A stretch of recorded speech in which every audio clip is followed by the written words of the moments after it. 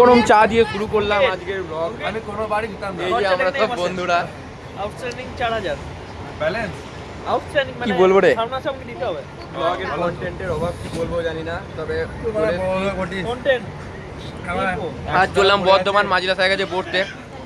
এই যে অঙ্কিত, এ চা খেলো না, চায়ে অ্যালার্জি আছে। আমাকে টাকা আরে চা শেষ করে ফেলেছে। দেখছো না নাটক যত। আর এই যে অঙ্কিত, এই সরি অরিত্র, বল কি বলতে চাস? হ্যাঁ আমরা আজকে বর্ধমান যাচ্ছি। হ্যাঁ তো এটা সেরা লাগছে অসাধারণ। চা কেমন লাগছে?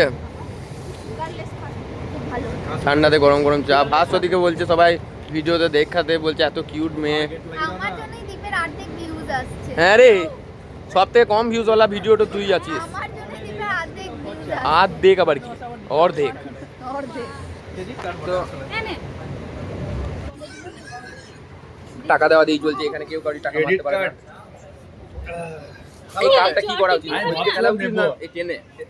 ট্রেনেই ফেলতে হয়। এ কত জানে দেখো, শিক্ষিত। তুই কি রে, তোর প্রফেশনটা কি রে? চাকরি করার পর তো শুনেছিলাম। হ্যাঁ, ভালো লেগেছিল না? আমি এদেরকে মাঝে মাঝে অনেক সময় জ্ঞান ট্যান দিয়ে থাকি। আরে না, আমি আগে বাইরে জানলে ফেলে। হ্যাঁ এফডি করে নিস। বাইরে তো একদমই খেলা উচিত নয়, যা ফেলবি ট্রেনে। সেট মেরে দেবে, বুঝতে পারছি। লাল হয়ে গেছে নাকটা শিক্ষা শোনা। টিফিনগুলো বার কর, টিফিনগুলো বার কর। গাইস আমি কি টিফিন এনেছি দেখাই।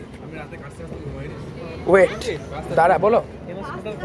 উড়ি বাপ রে, বড় লোক তুমি। না আমি কি টিফিন এনেছি দেখে নাও গাইস।